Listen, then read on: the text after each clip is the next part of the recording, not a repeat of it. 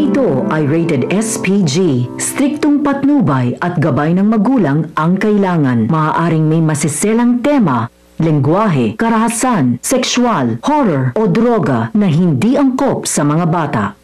Naguguluhan si Zoe. Iniipit na siya ni Carlos. Si RJ ang kapalit para manahimik si Carlos para hindi maisiwalat ang sikreto ni Zoe.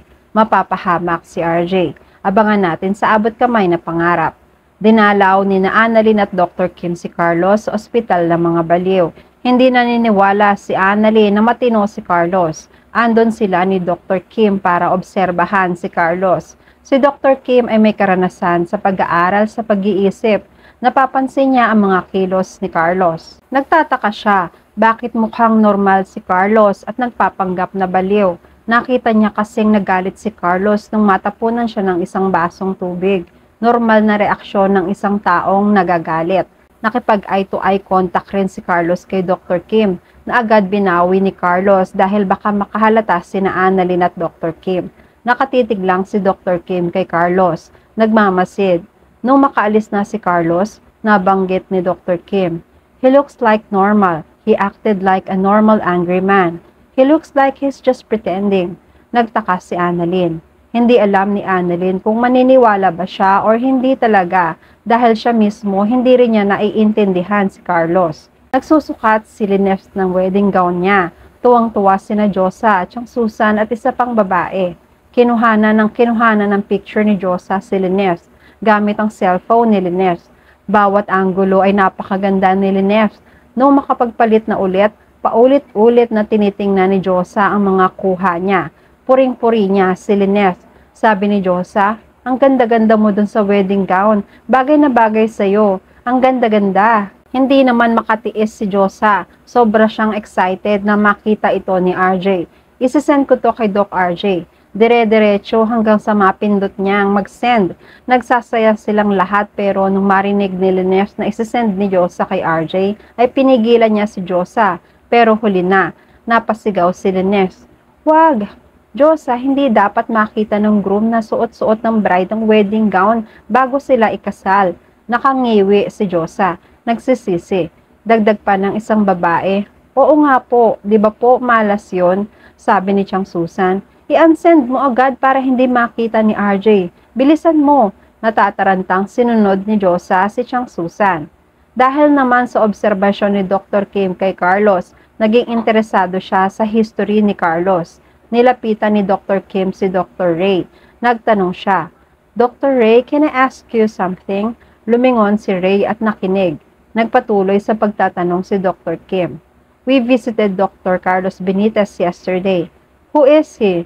How is he related to Doc Annalyn?" Nagulat si Ray. Nakilala na pala ni Dr. Kim si Carlos. "Yeah, Dr. Benitez was the ex-husband of Lynette Santos, the mother of Annalyn." Palaisipan kay Dr. Kim si Carlos. Patuloy siyang nakikinig. Somehow, Dr. Benitez became Annalyn's stepdad. Yes, you heard it right. He was ex-husband of Lynette and stepdad of Annalyn. They were separated legally now. The reason was Dr. Benitez was obsessed with Lynette to the point of kidnapping. The same obsession turned him into a criminal. Nagulat si Dr. Kim sa kwento ni Carlos. "Then he is a dangerous man," sabi ni Ray. "Yes, he is. That's why be careful and never by his side." Samantala, binablackmail na ni Carlos si Zoe. Kailangan sundin ni Zoe ang utos ni Carlos. Kung hindi, malalaman na ni RJ na hindi siya isang tanyag. Tinawagan ni Carlos si Zoe. "Makikipagkita na ako kay RJ mamaya para ipagtapat ang totoo." Natatakot naman si Zoe. "Sandali, wag mong gagawin yan. Ano bang dapat kong gawin para magtigil ka na?" Natatawa si Carlos. Sa wakas, susunod na si Zoe. "Makikipagkita ka kay RJ. Ayain mo siyang mag-dinner. Tatawagan na lang kita ulit sa susunod mo pang gagawin." Humabol pa ng salita si Zoe. "Teka, ipangako mo sa akin na hindi mo sasaktan si Dad." Hindi ito kayang ipangako ni Carlos. "Sundin mo na lang ako, Zoe." Sumagot si Zoe. "Teka, sagutin mo muna ako." Hindi na inintindi ni Carlos ang pagsasalita ni Zoe. Ibinaba na niya ang tawag. Mga ilang sandali pa ay tinawagan naman ni Zoe si RJ. "Hello Dad, Pwede ba tayo mag-usap? Pwede ba tayo mag-dinner na tayong dalawa lang? Sumagot si RJ. Oo naman anak, gusto rin kita makausap. Nagsimula na umakting si Zoe. Alam ko dad na nagkaroon tayo ng hindi pagkakaunawaan. Gusto ko sana na magkaayos tayo bago kayo ikasal ni Tita Linef. Nagulat si RJ dahil ginalang ni Zoe si Linef. Oo naman anak, matagal ko nang gustong marinig yan mula sa'yo. May gusto rin kasi akong linawin sa'yo. Tamang-tama ang pag-invite mo sa akin sa dinner. Sumagot ulit si Zoe. Magkita na lang po tayo mamaya sa restaurant na sinabi ko. Ibinaba na nga nila ang tawag.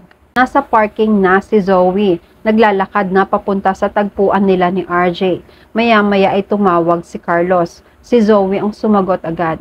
Andito na ako. Magkikita na kami ni Daddy. Sabi ni Carlos. Oo, parating na ako dyan. Hintayin mo lang ako at hintayin mo ang go signal ko para umalis ka na sa tabi niya. Nung ibaba ni Carlos ang tawag, nanginginig si Zoe sa takot para sa daddy niya. I'm sorry daddy, hindi ko to gustong gawin. Pero wala akong choice. Habang papasok si Zoe sa restaurant ay binalik na niya ulit ang liwanag sa mukha niya. Hindi na ulit siya natatakot. Sa restaurant, andito na pala si RJ. Naghihintay na kay Zoe. Nung matanaw ni RJ si Zoe, agad siyang tumayo at kinawayan si Zoe. Lumapit si Zoe. Inalalaya ni RJ sa pag-upo si Zoe.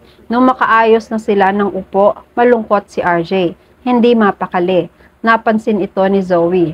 Dad, something bothering you? May problema ba? Or may masakit ba sa'yo? Pansin ko kasi mukhang may gumugulo sa isip mo. Sumagot si RJ.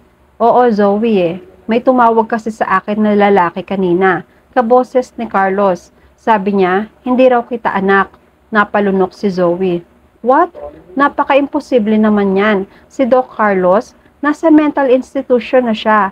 Hindi siya pwedeng gumamit ng cellphone. Saka yung sinabi niyang hindi mo ako anak, mas lalong imposible. Anak mo ako. Ako ang legitimate daughter mo. Huwag ka nga magpapaniwala dyan sa lalaking tumawag sa'yo. Baka sinisiraan lang ako. Nakatitig si RJ kay Zoe. Nakikiramdam. Maya-maya ay nakamasid na pala si Carlos sa kanila mula sa malayo. Naghihintay na ng tiyempo. Tumawag na nga si Carlos kay Zoe. Narinig ni Zoe, meron siyang earphone. Tinatakpan niya ang tenga niya para hindi makita ni RJ. Sabi ni Carlos, oras na para tumayo ka dyan at umalis. Iwan mo na siya. Maya-maya ay nagpaalam na muna si Zoe na gagamit siya ng banyo. Para mapag-isa si RJ, lalapitan ni Carlos si RJ. Unti-unti siyang naglalakad. Sa bandang likuran ni RJ siya dumaan hanggang makalapit na nga siya kay RJ. Inilabas ni Carlos ang panyong may pampatulog. Inilagay niya agad ito sa ilong ni RJ. Nalanghap ni RJ ang amoy ng panyo at agad siyang tinabla ng pampatulog. At yan ang mga pakakaabangan natin sa Abot Kamay na Pangarap. Please like this video and please subscribe to my channel. At magkita-kita po muli tayo sa mga susunod pang episodes.